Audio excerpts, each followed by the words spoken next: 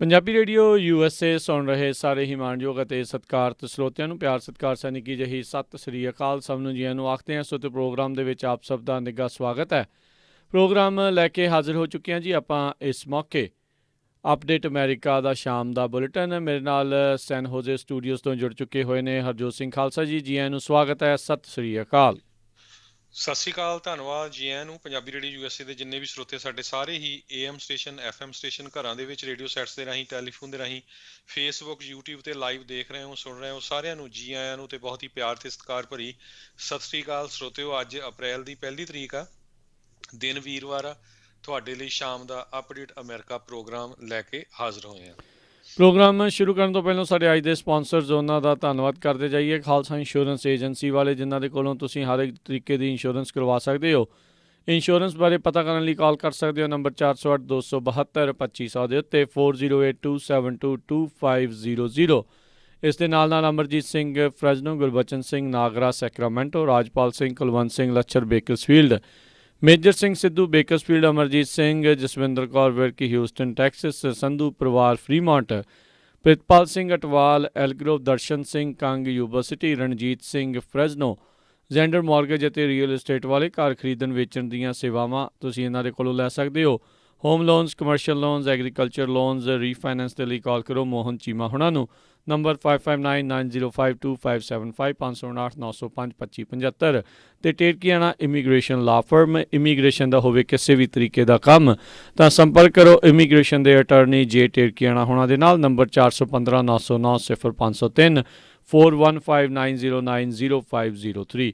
ਇਹਨਾਂ ਸਾਰਿਆਂ ਦਾ ਬਹੁਤ ਬਹੁਤ ਧੰਨਵਾਦ। ਜੇਕਰ ਤੁਸੀਂ ਜਾਂ ਕੋਈ ਹੋਰ ਕਾਰੋਬਾਰ ਇਸ ਪ੍ਰੋਗਰਾਮ ਨੂੰ ਸਪਾਂਸਰ ਕਰਨਾ ਚਾਹੁੰਦੇ ਹੋ, ਸੰਪਰਕ ਕਰ ਸਕਦੇ ਹੋ ਨੰਬਰ 4087227698 ਦੇ ਉੱਤੇ।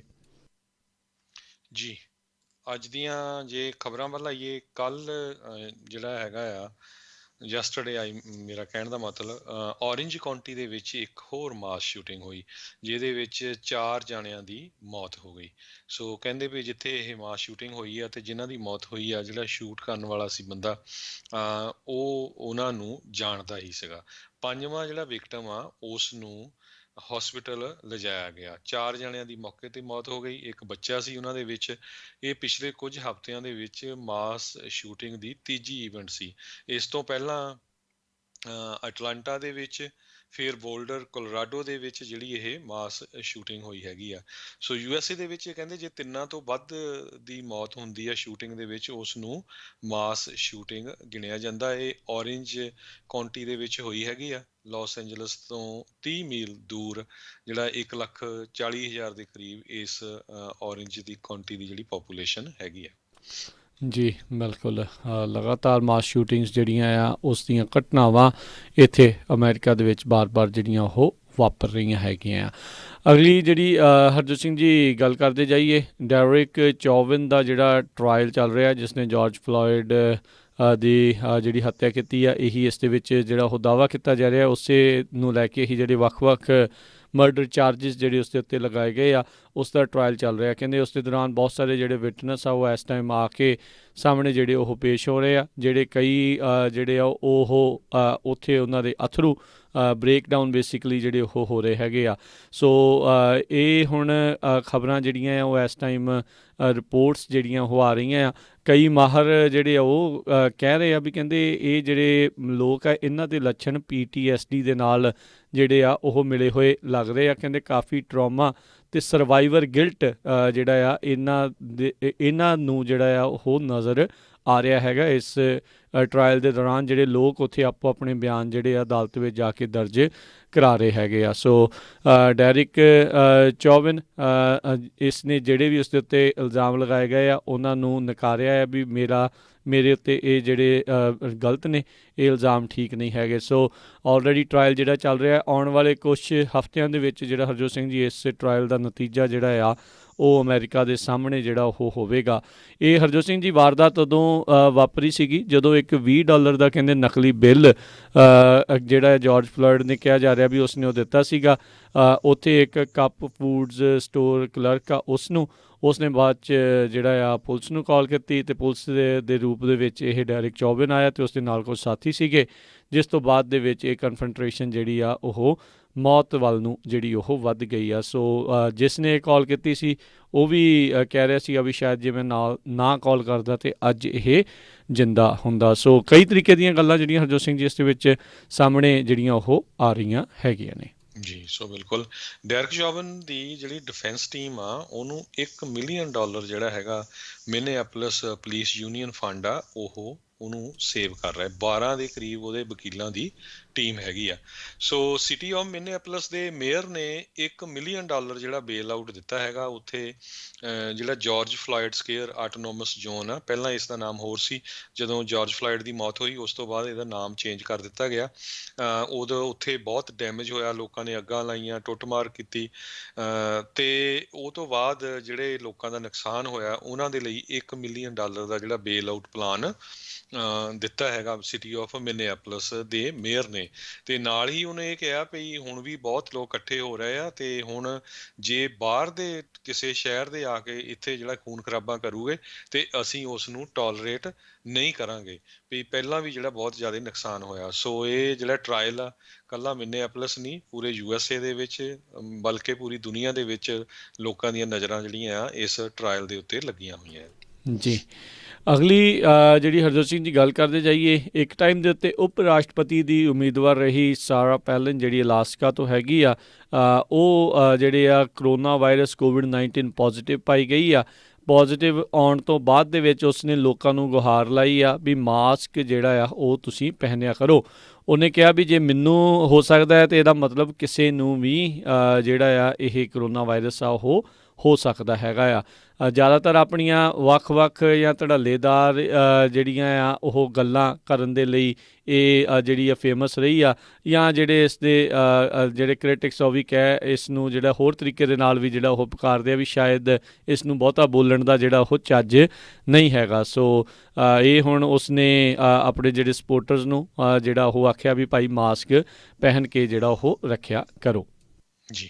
ਅਗਲੀ ਖਬਰ ਵੱਲ ਚਲੀਏ। ਅੱਜ ਜਿਹੜੇ ਮਿਚ ਮਕੌਨਲ ਆ ਉਹਨਾਂ ਨੇ ਪ੍ਰੈਜ਼ੀਡੈਂਟ ਬਾਈਡਨ ਨੂੰ ਕਿਹਾ ਵੀ ਉਹ ਇੱਕ ਤਰ੍ਹਾਂ ਨਾਲ ਫਸਟ ਰੇਟ ਪਰਸਨ ਹੈਗੇ ਆ, ਪਰ ਆਪਣਾ ਜਿਹੜਾ ਐਡਮਿਨਿਸਟ੍ਰੇਸ਼ਨ ਆ ਉਹ ਪੂਰੀ ਤਰ੍ਹਾਂ ਜਿਹੜਾ ਆ ਲੈਫਟ ਵਿੰਗ ਐਡਮਿਨਿਸਟ੍ਰੇਸ਼ਨ ਚਲਾ ਰਹੇ ਆ। ਉਹ ਕਹਿੰਦੇ ਵੀ ਮੈਂ ਜੋ ਬਾਈਡਨ ਦਾ ਮਿੱਤਰ ਬਹੁਤ ਸਾਲਾਂ ਤੋਂ ਰਿਹਾ, ਅਸੀਂ ਇਕੱਠੇ ਜਿਹੜਾ ਕੰਮ ਕੀਤਾ ਹੈਗਾ।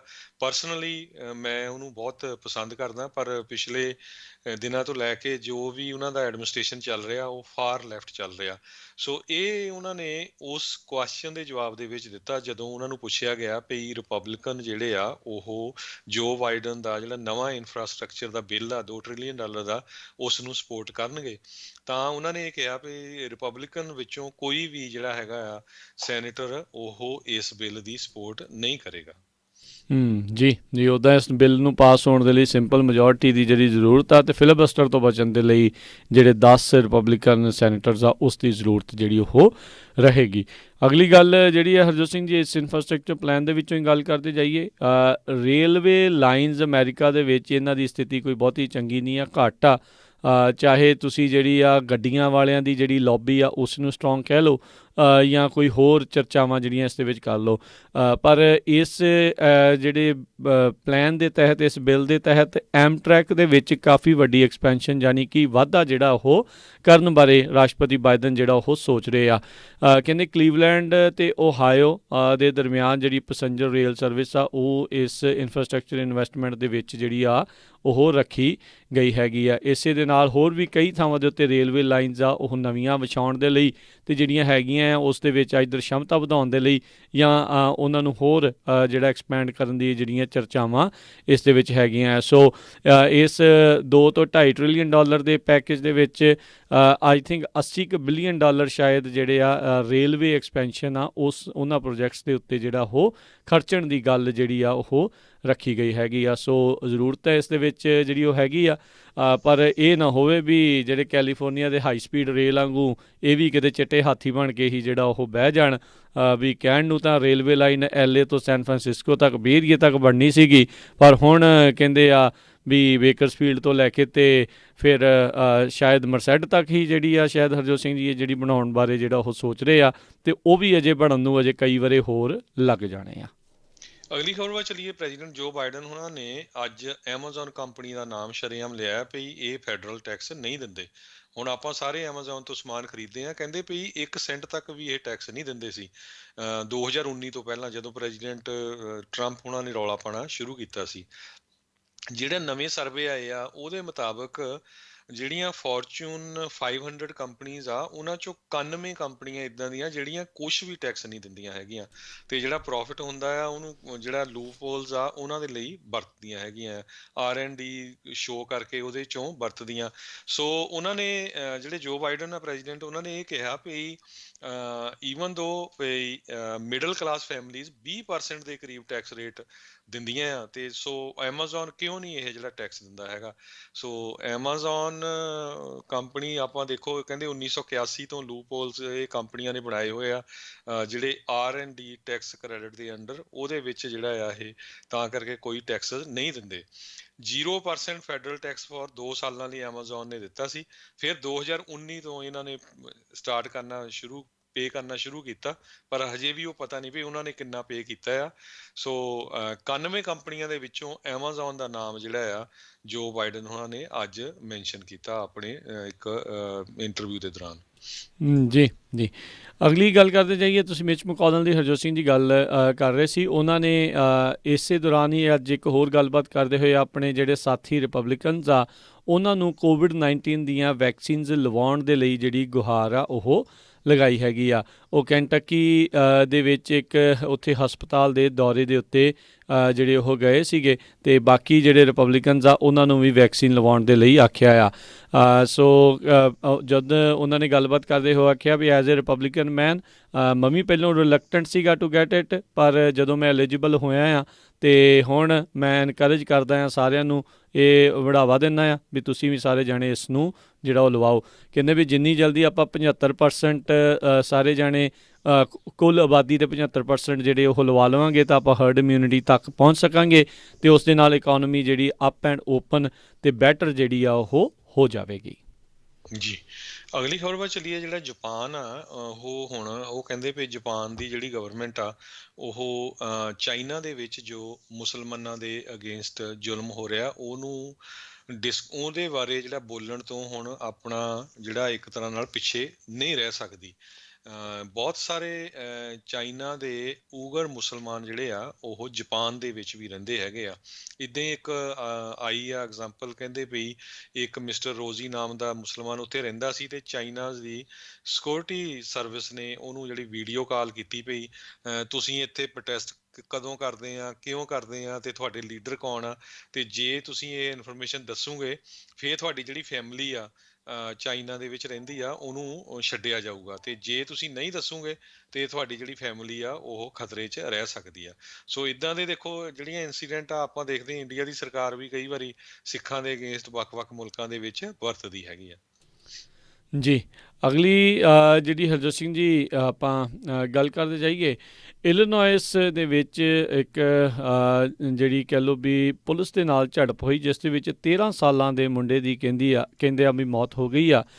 ਪੁਲਿਸ ਨੇ ਦੱਸਿਆ ਵੀ ਇੱਕ ਆਰਮਡ ਕਨਫਰੰਟਰੇਸ਼ਨ ਸੀ। ਸੋ ਉਹਨਾਂ ਦੇ ਕਹਿਣ ਮੁਤਾਬਕ ਇਸ 13 ਸਾਲਾਂ ਦੇ ਮੁੰਡੇ ਦੇ ਦੁਆਰਾ ਪੁਲਿਸ ਉੱਤੇ ਵੀ ਸ਼ਾਇਦ ਗੋਲੀਆਂ ਜਿਹੜੀਆਂ ਉਹ ਚਲਾਈਆਂ ਗਈਆਂ ਸੀ, ਜਿਸ ਦੀ ਜਵਾਬੀ ਕਾਰਵਾਈ ਕਰਦੇ ਹੋਏ ਪੁਲਿਸ ਨੇ ਜਿਹੜੀ ਆ ਉਹ ਗੋਲੀ ਚਲਾਈ, ਅਤੇ ਇਸ ਦੀ ਜਿਹੜੀ ਮੌਤ ਆ ਉਹ ਹੋ ਗਈ ਆ।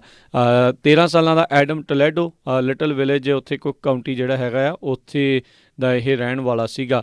ਸੋ ਕਹਿੰਦੇ ਵੀ ਇਹ ਇੱਕ ਥਾਂ ਦੇ ਉੱਤੇ ਜਿਹੜੀ ਇਹ ਵਾਪਰੀ ਸੀਗੀ, ਜਿਸ ਥਾਂ ਦੇ ਉੱਤੇ ਜਦ ਪੁਲਿਸ ਵਾਲੇ ਪਹੁੰਚੇ ਸੀਗੇ ਤਾਂ ਇਹ ਕਨਫਰੰਟਰੇਸ਼ਨ ਆਰਮਡ ਜਿਹੜੀ ਆ ਉਹ ਹੋ ਗਈ ਸੀਗੀ। ਸੋ ਇਹ ਚੀਜ਼ ਜਿਹੜੀ ਆ ਇਸ ਟਾਈਮ ਵਾਪਰੀ ਆ, ਪਰ ਐਡਮ ਦੀ ਮਾਂ ਜਿਹੜੀ ਆ ਉਹ ਕਹਿ ਰਹੀ ਆ ਜਿਹੜੀ ਆ ਮੀਡੀਆ ਵਾਲਿਆਂ ਨੂੰ ਵੀ ਇਹ ਮੁੰਡਾ ਤਾਂ ਆਪ ਇੱਕ ਦਿਨ ਪੁਲਿਸ ਅਫਸਰ ਜਿਹੜਾ ਉਹ ਹੁਣ ਬਣਨਾ ਚਾਹੁੰਦਾ ਸੀ। ਸੋ ਹੁਣ ਇਸ ਪੂਰੇ ਮਾਮਲੇ ਦੀ ਜਾਂਚ ਜਿਹੜੀ ਆ ਉਹ ਚੱਲ ਰਹੀ ਹੈਗੀ ਆ। ਜੀ। ਅਗਲੀ ਖਬਰ ਜਿਹੜੀ ਜੌਬ ਦੇ ਨਾਲ ਰਿਲੇਟਡ ਆ, US ਦੇ ਵਿੱਚ ਜੌਬਲੈਸ ਕਲੇਮ ਜਿਹੜਾ ਆ ਉਹ 7,19,000 ਜਿਹੜਾ ਰਾਈਜ਼ ਹੋਇਆ ਹੈਗਾ ਆ। ਈਵਨ ਦੋ ਹੁਣ ਥੋੜ੍ਹਾ ਜਿਹੜੀਆਂ ਕਾਉਂਟੀਜ਼ ਆ ਜਾਂ ਵੱਖ-ਵੱਖ ਸਟੇਟਸ ਆ ਉਹਨਾਂ ਨੇ ਓਪਨ ਕਰਨਾ ਸ਼ੁਰੂ ਕਰ ਦਿੱਤਾ ਆ, ਪਰ ਜਿਹੜੇ ਨੰਬਰ ਆਫ ਅਮਰੀਕਨਸ ਜਿਹੜੇ ਅਨਪਲਾਈਡ ਹੈਗੇ ਆ ਉਹਨਾਂ ਨੇ 61,000 ਦੇ ਕਰੀਬ ਜਿਹੜਾ ਡਾਟਾ ਆਇਆ ਵੀ ਜਿਨ੍ਹਾਂ ਨੇ ਨਵਿਆਂ ਨੇ ਆਪਣਾ ਜਿਹੜਾ ਆ ਅਨਪਲਾਇਮੈਂਟ ਦੇ ਲਈ ਫਾਈਲ ਕੀਤਾ ਹੈਗਾ ਆ। ਸੋ ਟੋਟਲ 7,19,000 ਲੋਕਾਂ ਨੇ ਪਿਛਲੇ ਵੀਕ ਅਪਲਾਈ ਕੀਤਾ। ਸੋ ਕਹਿੰਦੇ ਪਈ ਸਟਿਲ ਹਜੇ ਵੀ ਜਿਹੜੀਆਂ ਕਈ ਕੰਪਨੀਆਂ ਜਾਂ ਕਈ ਬਿਜ਼ਨੈਸਿਸ ਆ ਉਹ ਲੋਕਾਂ ਨੂੰ ਲੇ ਆਫ ਕਰ ਰਹੇ ਹੈਗੇ ਆ।